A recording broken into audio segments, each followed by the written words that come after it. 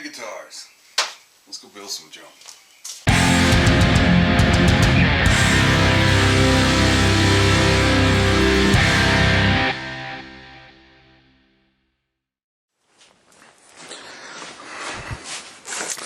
Well, it's been like a week. I'm super anxious to plane this down and see how we did.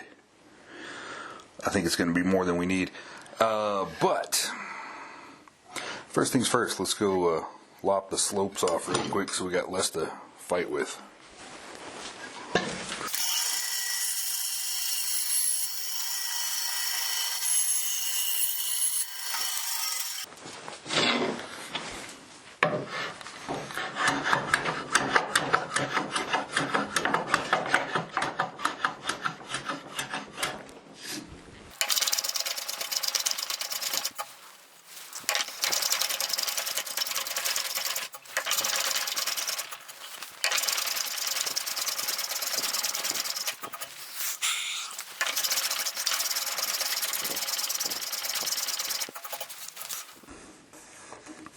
It is so close.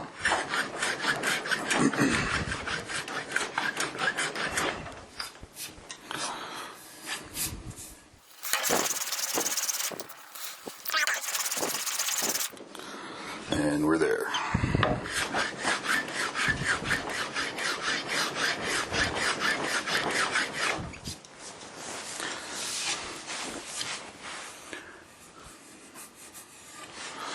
We are there.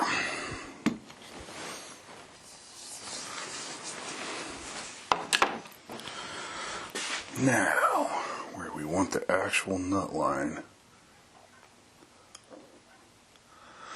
it's about right there. So,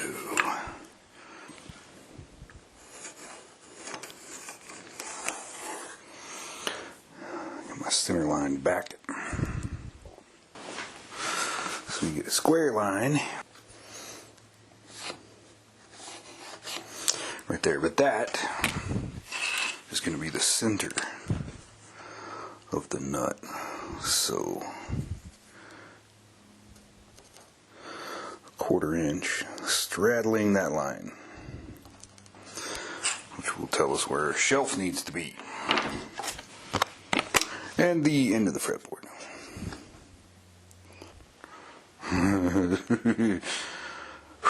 Which means a whole lot of red heart needs to come off. Ugh. Let's see how this goes.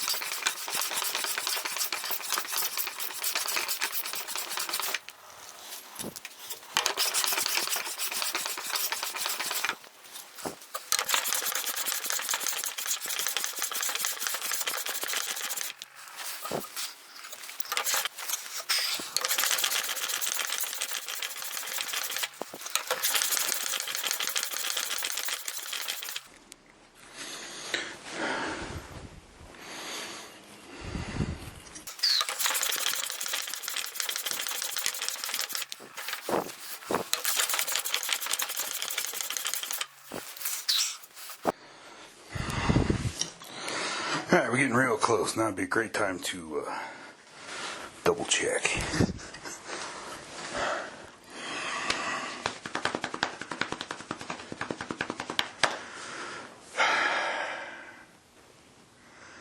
And I still like that.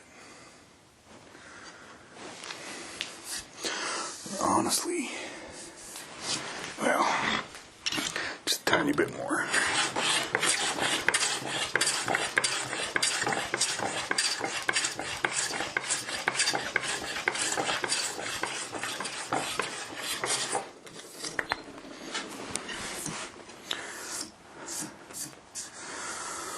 Alright, we're not quite at the line, but virtually. And I'm going to stick with that, because I want to keep some of the width on here. And this pushes us back just the tiniest bit, so it'll be fine.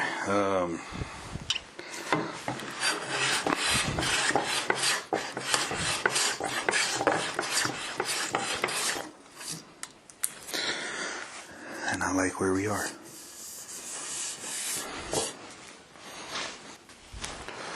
Now we can actually cut the head shape. Now that we know our actual nut line, we can also dig out the truss rod, because I finally got my truss rod. Yay! But anywho, it isn't particularly easy to try to do this from the face, but yeah, whatever, ain't that bad. However, our plate here sticks out further than the actual blank, and that's going to be the actual end, so I'm going to trim that so I can see what I'm doing better.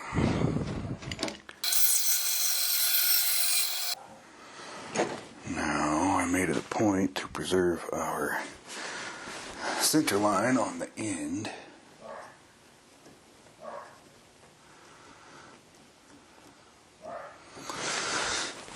And we kind of need it now.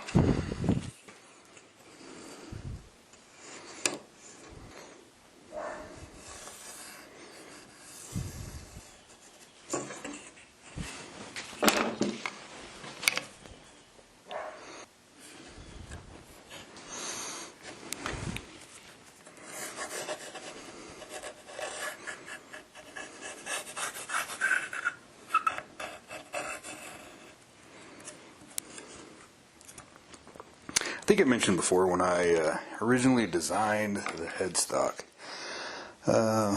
it seemed like a pretty good rule to me for a while that as long as your tuner holes are a ½ inch from the edge, yeah, and about 1.5 inches apart, everything's good. So I always try to remember to double check after I've decided I've finalized the head shape, to make sure that those measurements are still true and you are about a ½ inch from the edge. Now, I don't see any reason not to cut that yet. Damn it, Wingay. That one's deep. Alright, never mind the fact that I can't actually get nice and flat on the table. We're just getting relatively close to the line and clean it up on sanders and everything anyway, so no big deal. That's easier than it would be trying to do it from the back, so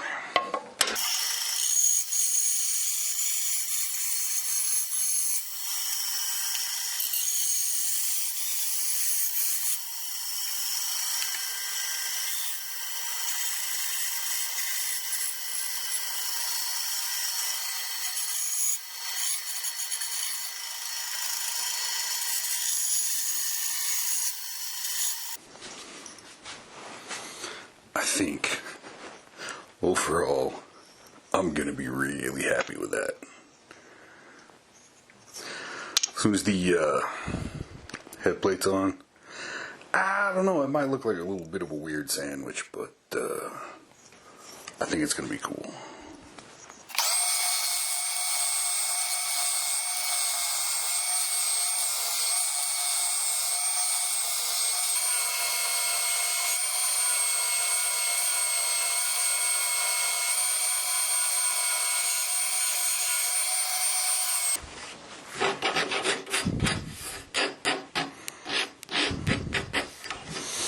I hate fringies.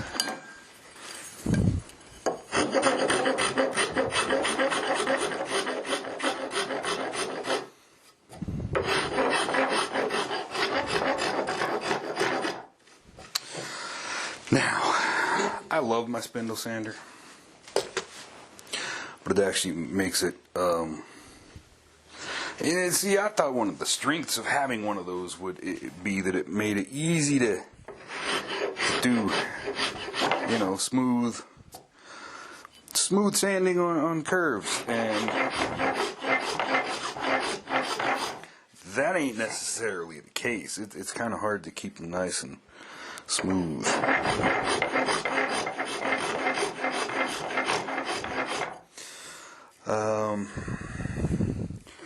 Anytime I'm doing from something like this to just carving the neck, I try to keep, you know, long strokes that follow a good chunk of edge so that you're not in one place. Spindle sander makes it really easy to be in one place. And, you know, makes a short amount of time in one place really count. I'm not worried about chip out back there, especially, I mean, there's going to be some because it's swing game, but this is going to wind up being a hell of a lot thinner, so.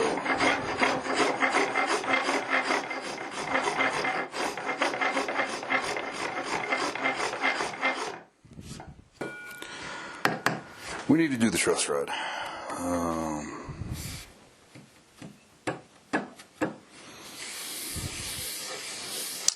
Yes, we do. Okay, let's try to get set up for that. I don't know if I've really explained this before. If I have, it's been a long time. The idea here is a router sled. But I wanted to be able to cut a truss rod whether the taper has been cut in that neck blink or not. So this is sloppy as hell. It just gives me an opening wide enough that I can see what's going on and give a little bit of support at the same time. But it's sandwiched between two blocks of oak, and a head and a tail piece just to as a stop, which actually cuts just about the full length of your 18.5 inch, whatever your standard truss is. In particular, the StewMac spoke nut truss, hot rod truss. Anyway, I have a center line in here, so it's easy to line up center on center. This is the stop line.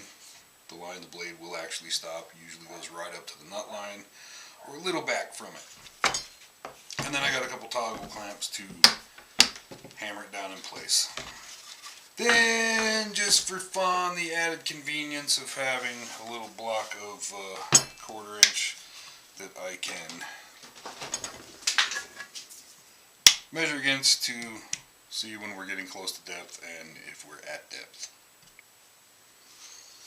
Alright, with the blade just barely hovering above the surface of the neck, I can look and see, make sure that we are centered on the center line at both ends. Now we're going to do one really shallow pass just to kiss it, just to make sure that we like the way that looks.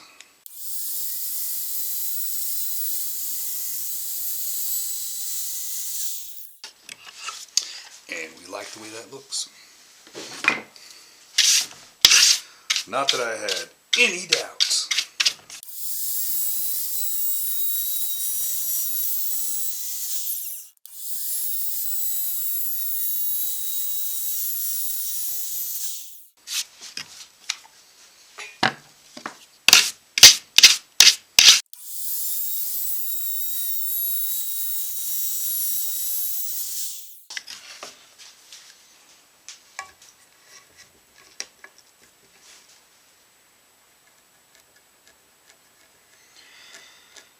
Need a rough idea of where our drum is and our barrel.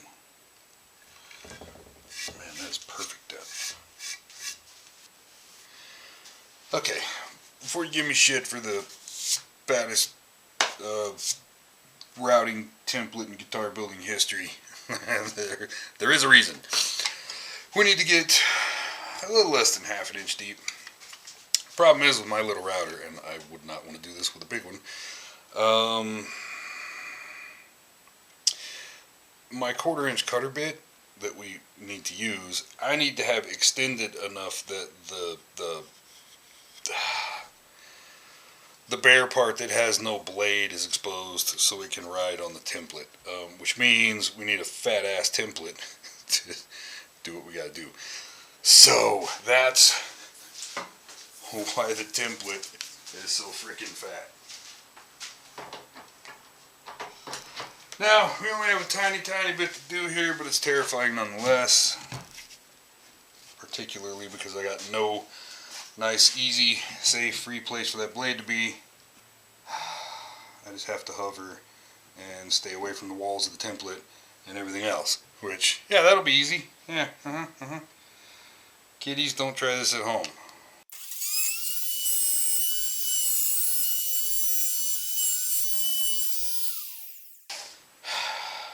Now, I'm pretty sure we were deep enough, unless my calculations were off, which, yeah, that never happens, right? So let's see. But I hate that in a situation like this where you have the template in the perfect place and the only way to measure is to take it off and virtually guarantee that you can never get it back to the exact same place that it was.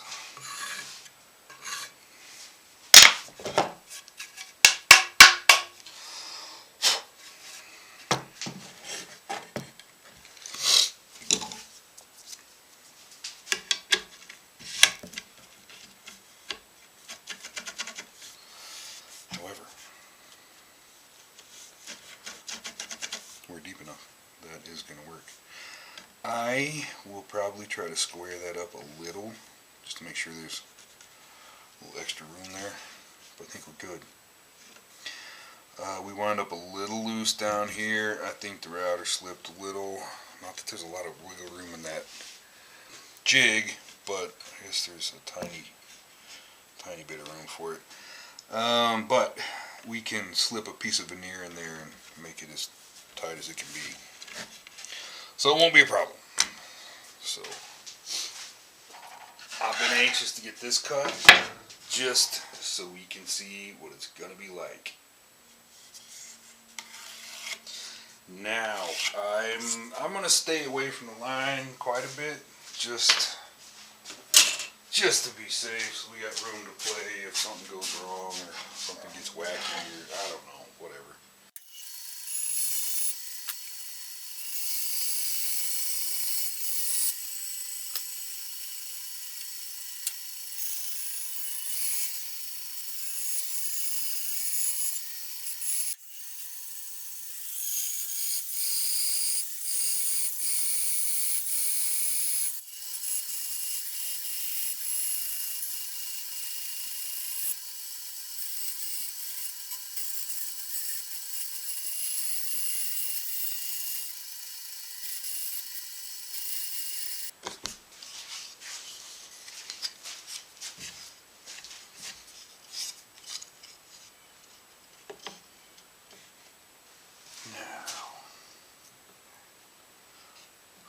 There. Yeah.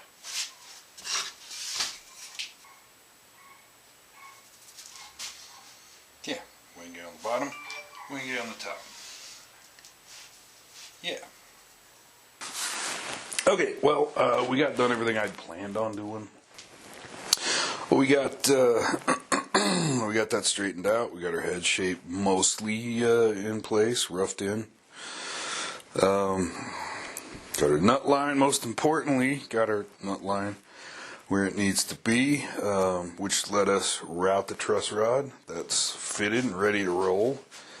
And then just for fun, cut out the head plate, which that piece was thick enough. We have 2 extras just in case. To be honest, I had pictured the ash being on the top, and yeah, I totally spaced that the longer end I always put on the bottom. But ain't nothing wrong with that. That's going to look cool too. And I think it's the right kind of flow from the way the body is to the head. So, yeah, it'll be all right. I had cut out a logo, so that's going to be our model for making a logo. But that way I can see, how it's going to fit and what I'm going to think of. I think it's going to give me a decent idea what I'm going to think of that size of logo. So, good stuff. Still got family around, so, plenty of, well, it's hard to get into the shop for a good long while. So, we got through this pretty quick. Next step is start working on the fretboard. We could have done that, but we didn't. So, sometime in the next few days, I imagine we will. Hope everybody had a great Christmas. Get ready for a happy new year and my 48th birthday. Anyway, hope everybody's doing all right and is safe. I found out a couple days ago that this month we lost a very good friend of mine that I've known it was coming for quite a while, but it doesn't sink in until it actually happens. And he was an amazing guy and an exceptionally wonderful friend, and he will be missed. So, just wanted to remember him. But meet me back here next week. Like I said, like usual, we're going to have some old build videos coming during the week. So keep an eye out for those. But I'll have something next week too. We'll start working on a fretboard and maybe start shaping the neck a little bit. Get it ready for fretboard. But stick around. I'll see you next week. Thanks for joining me. If you like what we're doing, if you're digging it, like and subscribe. Catch you next time.